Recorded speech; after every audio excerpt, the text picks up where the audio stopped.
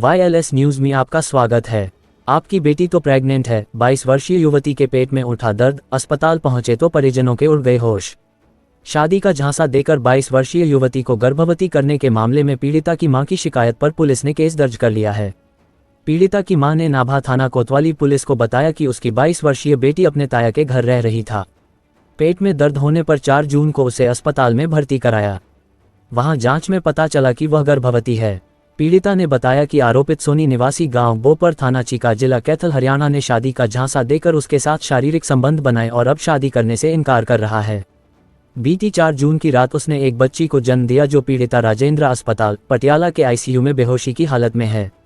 इस संदर्भ में थाना कोतवाली नाभा पुलिस ने आरोपित के खिलाफ केस दर्ज कर लिया है। बढ़ते हैं आगे की खबर में। 22 लोगों ने फर्जी तरीके से पाई CCL में नौकरी, खुलासा होते ही मचा हड़कंप, अब नपेंगे कई अफसर। CCL में फर्जी प्रमाण पत्रों के आधार पर 22 लोगों की नौकरी व मुआवजा लेने के मामले ने तूल पकड़ लिया है।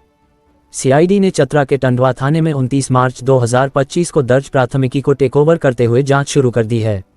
ये प्राथमिकी चतरा के तत्कालीन जिला भू अर्जन पदाधिकारी वैभव कुमार सिंह ने दर्ज कराई थी। अब CID जालसाजों की कुंडली खंगालेगी। आरोप टंडवा के अंचल कार्यालय पर है। इस पर CCL पिपरवार क्षेत्र के लिए निर्गत वंशावली प्रमाण पत्र, भूमि सत्यापन एवं भूमि नक्शा में छेड़छाड़ कर अवैध तरीके से नियोजन व मुआवजा दिलाने का आरोप है। फर्जी सत्यापन रिपोर्ट से लेकर फर्जी मालिकाना हक संबंधित दस्तावेज तैयार कर आरोपितों ने CCL से नौकरी व मुआवजे का लाभ लिया। इसकी पुष्टि चतरा के सिमरिया के अनुमंडल पदाधिकारी की अध्यक्षता में गठित 6 सदस्यीय टीम की जांच रिपोर्ट में हुई है। एक संगठित गिरोह ने फर्जी दस्तावेज तैयार किया। रिपोर्ट में स्पष्ट है कि CCL ने विभिन्न परियोजनाओं के लिए जमीन अधिग्रहण में विस्थापित होने वाले व्यक्तियों, उनके परिवारों को मुआवजा व नौकरी देने के लिए फर्जी कागजात को आधार बनाया। एक संगठित गिरोह ने फर्जी दस्तावेज तैयार किया। बनावटी हस्ताक्षर व रिपोर्ट का प्रयोग कर प्रशासन, CCL व स्थानीय विस्थापित रैयतों के साथ धोखाधड़ी कर नौकरी व मुआवजा राशि प्राप्त की। संगठित गिरोह में सरकारी कर्मी पदाधिकारी, CCL के कुछ पदाधिकारी कर्मी की संलिप्तता स्पष्ट रूप से जांच रिपोर्ट में प्रमाणित हुई है। अब CID के अनुसंधान में और मामले सामने आएंगे, संलिप्त आरोपितों की संख्या भी बढ़ेगी। बढ़ते हैं आगे की खबर। Up news. गाजीपुर में बारात में विवाद के बाद दूल्हे की पीटकर हत्या, स्टेज पर फोटो और डांस बना काल। जगदीशपुर गांव में आई बारात में जयमाल स्टेज पर फोटो खींचने व DJ पर नाचने को लेकर हुए विवाद में घरातियों ने दूल्हा व उसके पिता समेत बारातियों की जमकर पिटाई की। घायल रेवतीपुर के त्रिलोकपुर निवासी दूल्हा राकेश राम की वाराणसी में उपचार के दौरान शुक्रवार की रात मौत हो गई। पिता ब्रिगेडियर राम की तहरीर पर पुलिस ने ताजपुर मांझा निवासी विनोद राम, जगदीशपुर निवासी प्रदीप उर्फ कल्लू, मोनू राम, पप्पू, बाघा राम उर्फ मिथिलेश, विशाल राम, सकलू और विपिन के खिलाफ केस दर्ज किया है। वहीं शादी में तमंचा लहराने वाले ताजपुर मांझा निवासी विशाल राम को पुलिस ने फूली नहर पुलिया से गिरफ्तार कर जेल दिया। मारपीट में घायल दूल्हा के पिता, भाई समेत 9 लोगों का पुलिस ने शुक्रवार को CHC भदौरा पर मेडिकल कराया। शनिवार की सुबह स्वजन ने थाना पहुंचकर मारपीट में शामिल लोगों की गिरफ्तारी की मांग की। CO रामकृष्ण तिवारी ने जल्द से जल्द गिरफ्तारी का आश्वासन दिया। रेवतीपुर के त्रिलोकपुर गांव निवासी ब्रिगेडियर राम के पुत्र राकेश राम की बारात गुरुवार की रात जगदीशपुर निवासी राजेंद्र राम के यहां आई थी। जयमाल का कार्यक्रम हो रहा था। जयमाल स्टेज पर फोटो खींचने को लेकर घरती व बाराती युवकों में भिड़ंत हो गई, लेकिन लोगों ने बीच बचाव कर किसी तरह मामले को सुलझाया। इसके बाद स्टेज पर ही दूल्हे के भाई नितेश के सिर पर पीछे से बोतल से मारकर लहूलुहान कर दिए, जिससे स्थिति बिगड़ गई। कुछ देर बाद दर्जनों की संख्या में गांव के लोग लाठी डंडा लेकर पहुंचे और टेंट में बैठे बारातियों सहित दूल्हा राकेश के पिता ब्रिगेडियर राम को मारने पीटने लगे। ये देख दूल्हा भी जयमाल स्टेज से उठकर पिता को छुड़ाने पहुंचा तो ग्रामीणों ने उसकी भी लाठी व डंडा से पीटकर कर गंभीर रूप से घायल कर दिया। सूचना पाकर डायल 112 पुलिस पहुंची और थाने को सूचित किया। थाना निरीक्षक अशोक मिश्रा भी दल बल के साथ पहुंचे और घायलों को CHC भदौरा लेकर पहुंचे। बढ़ते हैं आगे की खबर में। कोरोना काल में नोएडा पुलिस पर पथराव करने वाला गांजा तस्कर गिरफ्तार, 2 साल में 3 बार जा चुका है जेल। कोरोना काल में अवैध शराब बेचने के दौरान पकड़े जाने पर सेक्टर 39 थाना पुलिस पर पथराव करने वाले को शनिवार को सेक्टर 49 थाना पुलिस ने गांजा तस्करी में गिरफ्तार किया। पुलिस ने उसे बरौला गंदे नाले के पास से दबोचा। उससे 1150 ग्राम अवैध गांजा बरामद किया। वह करीब 5 साल से शराब व गांजा तस्करी कर रहा है। इससे पहले वह बीते 2 साल में 3 बार सेक्टर 49 थाने से गांजा तस्करी में जेल जा चुका है। ये तस्कर उस थाना क्षेत्र का है जो हाल में ISO प्रमाणित हुआ है। 2020 से चल रहा था फरार।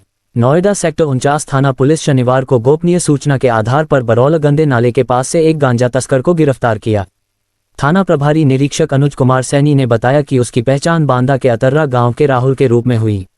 वह वर्तमान में नोएडा सेक्टर 110 में रहता है। वह शातिर किस्म का अपराधी है। वह 2020 से अपराध कर रहा है। उस पर आबकारी, NDPS, आर्म्स, हत्या के प्रयास समेत 9 मुकदमे दर्ज हैं। उसका असली नाम राहुल वाजपेयी पुत्र अनिल वाजपेयी है।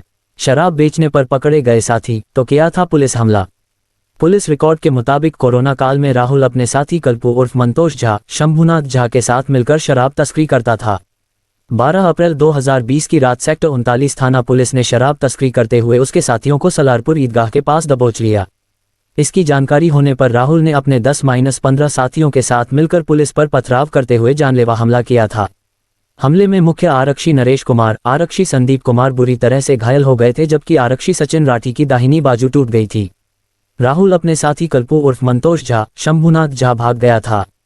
पुलिस ने 14 अप्रैल 2020 को सेक्टर 98 चौकी क्षेत्र के एक्सप्रेसवे की सर्विस रोड पर मुठभेड़ में राहुल और कल्पू उर्फ मंतोष झा को गिरफ्तार किया था। मुठभेड़ में कल्पू गोली लगने से घायल हो गया था। पुलिस ने दोनों को न्यायिक हिरासत में भेज दिया, लेकिन बाहर आने के बाद राहुल 2023 में फिर से अपराध करने लगा, लेकिन उसने अपना इलाका बदल लिया। वह पिछले 2 साल से सेक्टर 49 थाना क्षेत्र में गांजा तस्करी कर रहा है। बढ़ते हैं आगे की खबर में। पोस्टमार्टम रिपोर्ट हुआ चौंकाने वाला खुलासा, पति ने चाकू से किया हमला, दहशत में चली गई गर्भवती महिला की जान। बाइक के लोभी अजय ने 5 माह की गर्भवती पत्नी प्रीति की जान ले ली। वह प्रीति की गर्दन पर चाकू से प्रहार कर फरार हो गया। पुलिस ने अजय समेत 6 के विरुद्ध दहेज की हत्या, प्रताड़ना की धारा में प्राथमिकी पंजीकृत की है। शनिवार शाम को पोस्टमार्टम रिपोर्ट से स्पष्ट हुआ कि प्रीति की गर्दन पर चाकू से प्रहार किया गया, मगर उससे सिर्फ त्वचा की परतें कटीं। चाकू से गर्दन की नसें नहीं कटी थीं। आशंका जताई जा रही कि सोते समय अचानक हमला और चाकू की दहशत में उन्हें हार्ट अटैक हो गया। इसकी तह तक जाने के लिए विसरा की जांच कराई जाएगी। 1 वर्ष पहले प्रीति की शादी सब्जी विक्रेता अजय से हुई थी। वह नशे का आदी है। हरदोई से आई प्रीति की मां सुशीला ने बताया कि दहेज में बाइक की मांग पूरी नहीं होने पर अजय, उसका भाई विजय, भाभी रेशमा, बहन बिट्टो, बहनोई मुकेश प्रताड़ित व राम विकास परेशान करता था। बेटी ने कई बार इसकी शिकायत की तो मायके बुला लिया था। समझौते के बहाने ले गया प्रीति को वापस। 1 जून को अजय समझौते के बहाने प्रीति को वापस ले आया। शुक्रवार रात नशे में घर आए अजय ने चाकू मारकर प्रीति की हत्या कर दी। गांव के कुछ लोगों का कहना है कि प्रीति सुंदर नहीं थी, इसलिए अजय ने हत्या कर दी। सुशीला ने इससे इनकार किया। उन्होंने कहा कि शादी से पहले प्रीति और अजय की मुलाकात कराई थी, तब कोई आपत्ति नहीं आई। पोस्टमार्टम रिपोर्ट में चाइट का निशान नहीं। शनिवार को पोस्टमार्टम में प्रीति की मौत का कारण चाकू हमला नहीं माना गया। उनके शरीर पर चोट का कोई अन्य निशान भी नहीं था। ऐसे में माना जा रहा कि अजय ने चाकू से हमला किया, मगर प्रहार ज्यादा तेज नहीं था। संभावना जताई जा रही है कि दहशत में प्रीति की जान चली गई।